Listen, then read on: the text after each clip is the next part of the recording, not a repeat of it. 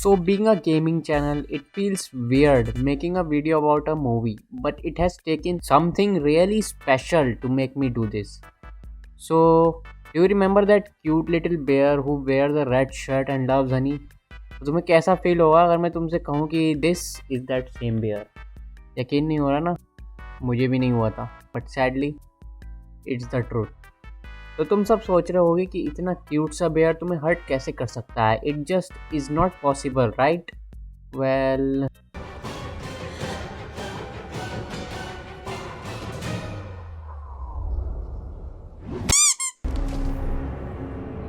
तो इस मूवी के बारे में बात करने से पहले हमारा ये जानना ज़रूरी है कि how did this thing came to be in the first place.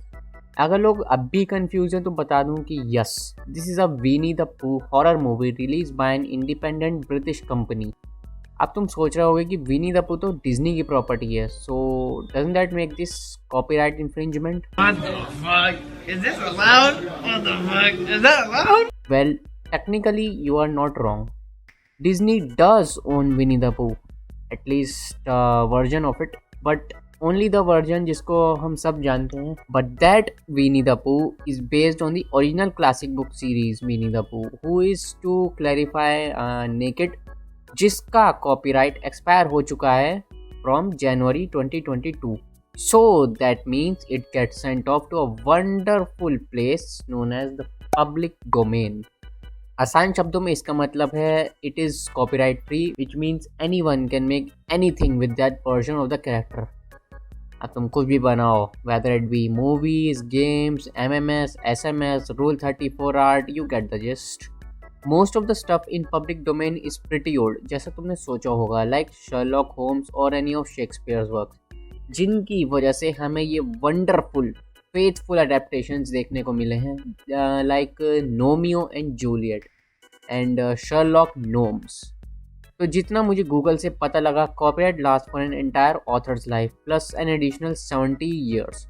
ये सब हमें एक चीज़ की तरफ लेकर जाता है, the magical world of Disney.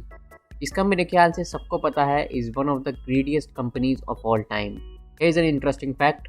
Disney denied a dad's request to put Spider-Man on his 4-year-old son's grave, जिसका डिज्नी ने रीज़न ये दिया है कि इससे स्पाइडरमैन के ब्रांड का नाम खराब हो जाएगा. Hold on, let me show you something. Hey, I'm trying to focus on what's important. What's important is not standing by and allowing someone to suffer or die because you do nothing. If you don't get that, then you don't get the first thing about being Spider-Man. ये वैसे सच में हुआ था, कभी झूठ समझ कर बैठ जाओ. तो ये कॉपीराइट का सिस्टम पहले बहुत हल्का हुआ करता था अंटिल डिज्नी ने अपना ड्रामा शुरू करा. पहले के टाइम पर कॉपीराइट बस 14 ईयर्स तक रहता था, plus another 14 years only if the author wants it to be. उसके बाद से डिज्नी ने एक बार नहीं 2 बार चेंज किया है ये कॉपीराइट के limits. You are asking why Disney did this? Well, you can pretty much guess that. पहले 70s के टाइम पर it became an author's life plus 50 years. फिर फास्ट फॉरवर्ड टू 1998 जब मिक्की माउस की एक्सपायरी डेट करीब आ रही थी, which is 2003, Disney again change it to what it is today.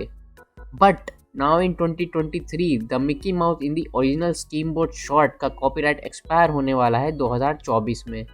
तो let's see what Disney does. Keep it in mind, I'm only talking about this black and white Mickey Mouse, not the Miska, Muska, Mickey Mouse we know today. So bringing all this back to Winnie the Pooh, Blood and Honey, copyright reasons की वजह से they were only allowed to use a 1926 comic book version of Winnie the Pooh, which is, well, again, naked, which means वो उसकी iconic red shirt भी use नहीं कर सकते थे, cause that is only in Disney's version. But they kinda did actually give him a similar red shirt. तो ये मत सोचना कि Winnie the Pooh horror movie है तो it would be something new. ना, it's just your generic creepy pasta slasher movie. तो the reason as to why Winnie and his friends are killing in this movie is because they are mad at Christopher Robin, जिसने उनको abandon कर दिया when he got older, जिसकी वजह से somehow वो सब के सब भूखे मर रहे थे, which ultimately led to Pooh and his friends eating Eeyore. Did I pronounce that right? Eeyore, I don't know. Who decided that in order to survive, the group must consume one of their dearest friends. And thus, Eeyore was no more. And then they made a vow to always hate humanity and take revenge, जिससे मुझे actually खुद की याद आती है after watching this movie. तो क्योंकि ये एक लोअर बजट मूवी है तो ऑफकोर्स हमें कुछ स्टॉक ग्रीन स्क्रीन इफेक्ट्स देखने को मिलेंगे, cause why not. Christopher Robin का मेन रोल तो है, लेकिन बस मूवी की स्टार्टिंग और एंडिंग में। What about the middle part? Well, he gets tortured for the most part. बाकी की मूवी में इन 6 रैंडम लड़कियों का रोल है जिनका काम है बस एक एक करके टपकते रहना। तो इस मूवी का बजट था $100K। इतना सब होने के बावजूद भी वो पू का मास्क जो है वो इनका ओरिजिनल नहीं है, वो इन्होंने एक वेबसाइट से उठाया है with the exact same colour. So you are telling me they did not even design their main character in their own movie? So इस मूवी की टोटल अर्निंग्स है $3.3 million. That is actually a lot for an indie film, which made me realize that this might be the quickest get rich scheme ever. इससे मैं भी inspire हो गया भाई। Let's see if I can make my own movie. All I have to do is get a really small budget. उसके बाद wait करना है एक पॉपुलर किड्स कैरेक्टर के पब्लिक डोमेन में आने का। Use the budget to make a super cheap horror movie, because लोगों को कुछ भी दिखाओगे वो देखेंगे ज़रूर। That's the truth.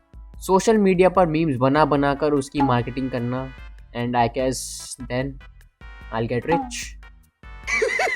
पैसा ही पैसा होगा। Putting all this aside, movie ने जितना भी कमाया हो, I don't really think that there would be a sequel to this movie happen. Oh well. तो आज की वीडियो में बस इतना ही। अगर पसंद आई हो तो लाइक शेयर जरूर कर देना, और वो सब्सक्राइब वाले बटन पर इतनी ज़ोर से मारना जितनी ज़ोर से पू ने इस लड़की का सर फोड़ा है। So as always, I'll see you next time. Sayonara.